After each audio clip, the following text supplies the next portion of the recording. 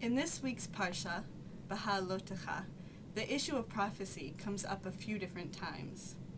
We know that Moses is kind of the ultimate prophet in our tradition.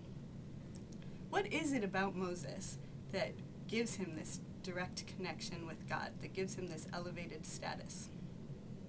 Perhaps it's his humility.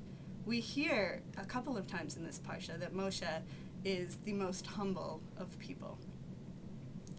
When Moses is thinking about his job as prophet, he really wants to kind of spread out the responsibility. He would like other people to have access to prophecy. One case in which we see this is there are two men, Eldad and Medad, who are prophesying in the camp. They're having this trance-like experience, and word gets back to Moses that this is happening. When Joshua, who is going to succeed Moses in the leadership, hears about this, he says to Moses, "You've got to stop this. You can't let these men go around doing your job."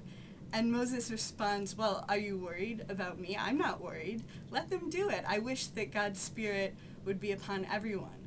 So Moses really does wish that people can have their own access to God.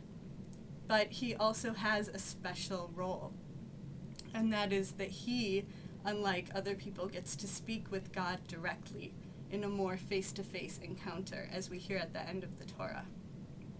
Later in this Parsha, Aaron and Miriam are giving Moses a hard time because they don't like the woman that he's married. And God reprimands them for this. And their response is to say, well, aren't we also prophets? Don't we also have a say in these kinds of things? Can't we express our opinion? Aren't we also special? And God says to them, I may have communication with other people, but only with Moses do I speak face to face. And therefore, he deserves this special kind of credit and respect. Moses is, at that moment, the narrator kind of says, Moses is the most humble man. And perhaps it's humility that allows Moses a special relationship with God.